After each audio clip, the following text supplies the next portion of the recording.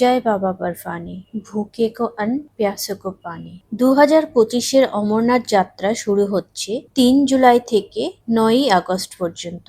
এই যাত্রায় অংশগ্রহণ করার জন্য কিছু আবশ্যিক হেলথ সার্টিফিকেট দরকার হয়। এই বছরের অমরনাথ যাত্রার মেডিকেল টেস্ট শুরু হয়ে যাচ্ছে 7ই এপ্রিল থেকে। কিছু কিছু হসপিটাল এখন থেকে মেডিকেল টেস্ট করিয়ে নিচ্ছে।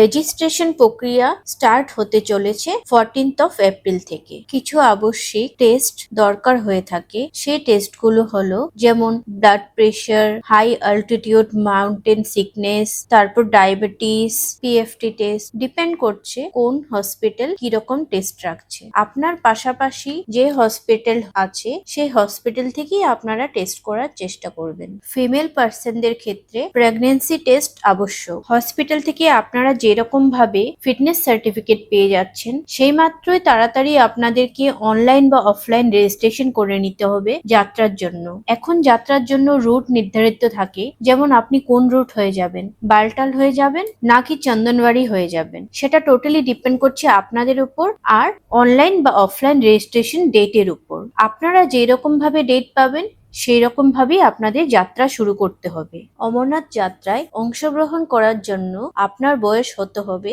13 বছর থেকে 70 বছর পর্যন্ত। এবার আপনাদের বালটাল রুট হয়ে যদি আপনারা ট্রেকিং করে থাকেন, তাহলে বালটাল রোড থেকে অমরনাথের ডিস্টেন্স হলো টোটাল 14 কিলোমিটার।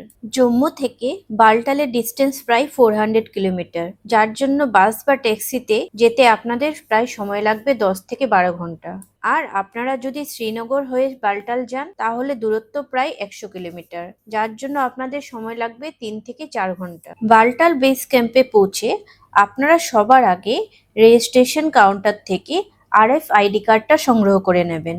RFID কার্ড পেতে গেলে সবার আগে আপনাদেরকে যাত্রা পারমিট যে সার্টিফিকেটটা পাবেন, সেই পারমিটের সার্টিফিকেটটা দেখাতে হবে। তাতেই আপনারা RFID কার্ড সেখান থেকে ইজিলি কালেক্ট করে নিতে পারবেন। আর এই আইডি কার্ডটি নিয়েই গলায় ঝুলিয়ে আপনাদের অমরনাথ যাত্রা সম্পন্ন করতে হবে। বিনা RFID কার্ডে আপনারা কেউই যাত্রা করতে পারবেন না, তো RFID কার্ড যাত্রার জন্য বাধ্যতামূলক। আপনারা যখন ট্রেকিং স্টার্ট করবেন, তখন দোমেল চেকপোস্টে ফার্স্ট আপনাদের RFID কার্ড চেক করবে। তারপর আপনাদের প্রায় 5 কিলোমিটার মতো বারারি টপ, যেটা সবচেয়ে কঠিন চড়াই, সেটা সম্পন্ন করতে হবে। তারপর সাঙ্গাম পয়েন্ট, যেটা 3 কিলোমিটার পেহেলগাঁও রুটের সাথে মিলিত হয়। তারপর সাঙ্গাম পয়েন্ট থেকে প্রায় 4 কিলোমিটার দূরত্বে অবস্থিত অমরনাথ গুফা। ঘোড়া বা খচ্চরে যদি আপনারা যান, তাহলে প্রায় 3 থেকে 4 ঘন্টা সময় লাগবে। আর যদি ট্রেকিং করে যান, তাহলে ম্যাক্স টু ম্যাক্স 8 থেকে 9 ঘন্টা সময় লাগবে। আর আপনারা যদি হেলিকপ্টারেও যান, তবেও আপনাদের পঞ্চতরণী থেকে গুহা পর্যন্ত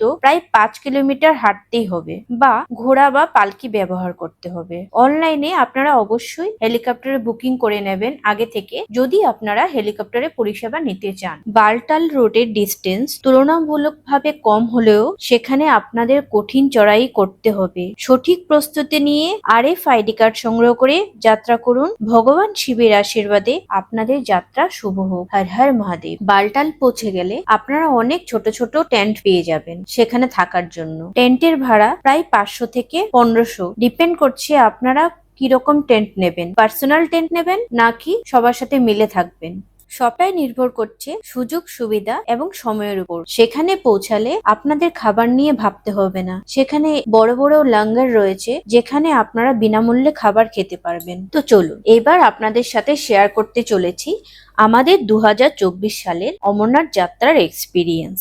অমরনাথ যাত্রা সবসময় ভক্তদের কাছে একটি চ্যালেঞ্জিং একটা অভিজ্ঞতা থাকে। আমরাও সেই চ্যালেঞ্জিং যাত্রা সম্পন্ন করার সুযোগ পেয়েছিলাম, যা আমাদের জীবনে অন্যতম স্মরণীয় মুহূর্ত হয়ে থাকবে। যাত্রার জন্য RFID রেজিস্ট্রেশন, মেডিকেল সার্টিফিকেট এবং নিরাপত্তা সংক্রান্ত ব্যবস্থা বাধ্যতামূলক। অমরনাথ যাত্রার জন্য শারীরিকভাবে প্রস্তুত হতে আমাদের প্রায় 3 থেকে 4 মাস সময় লাগে। আমরা 3 থেকে 4 মাস রেগুলার মর্নিং ওয়াক স্টার্ট করি, যেন আমরা সেই চ্যালেঞ্জিং যাত্রাটি সুসম্পন্নভাবে সম্পন্ন করতে পারি। এইবার যখন আমাদের অমরনাথ যাত্রার সময়, তখন আমরা ফার্স্টে জম্মু পৌঁছাই, সেখান থেকে শ্রীনগর হয়ে বালটাল বেস ক্যাম্প পর্যন্ত দীর্ঘ রাস্তা পাড়ি দিই। তারপর শ্রীনগরের সৌন্দর্য এবং সোনমার্গের বরফে ঢাকা পাহাড় পথ চলা, তারপর আলটিমেটলি আমরা বালটাল বেস ক্যাম্পে পৌঁছাই। বালটাল বেস ক্যাম্পে পৌঁছে আমরা সবার আগে RFID কার্ড সংগ্রহ করি, তারপর টেন্টে সেই রাতটি থাকি। পরদিন ভোরে উঠে প্রায় 4টা নাগাদ আমরা আমাদের যাত্রা শুরু করি। বালটাল থেকে অমরনাথ গুহার পথ প্রায় 14 কিলোমিটার, কিন্তু এটি অত্যন্ত চ্যালেঞ্জিং যাত্রা। আমরা প্রথমে দোমেল চেকপোস্ট পৌঁছাই। সেখানে পৌঁছানোর পর সেনাবাহিনীর লোকেরা আমাদের RFID কার্ড পরীক্ষা করে, তারপর আমাদের পারমিশন দেয় আগে যাওয়ার জন্য। তারপর আমরা পৌঁছাই বারারি টপ, যেটি সবচেয়ে কঠিন চড়াই। উচ্চতা বাড়ার সাথে সাথে অক্সিজেনও একটু কমে যাচ্ছিল, কিন্তু ভগবান শিবের নাম নিয়ে আমরা এগিয়ে যাচ্ছিলাম। তারপর আমরা পৌঁছাই সঙ্গম পয়েন্ট, যেখানে পেহেলগাঁও রুট এসে মিলিত হয়। অবশেষে দীর্ঘ 7 ঘন্টা হাঁটার শেষে অমরনাথ গুহার পবিত্র শিবলিঙ্গের দর্শন আমরা করতে পারি। জয় বাবা বর্ফানি। ভক্তদের ভিড়, জয়ধ্বনি এবং পূজার দৃশ্য সত্যিই অত্যন্ত সুন্দর। গুহার যখন আমরা প্রবেশ করি, সেই মুহূর্তটা সত্যি ভাষায় প্রকাশ করার মতো নয়। শ্রী অমরনাথের বরফলিঙ্গ দর্শন পেয়ে সমস্ত কষ্ট ভুলে গিয়েছিলাম। পুরো গুহা যেন এক অলৌকিক শক্তির উপস্থিতি অনুভব করাচ্ছিল। পুজো দিয়ে কিছুক্ষণ সেখানেই বসলাম।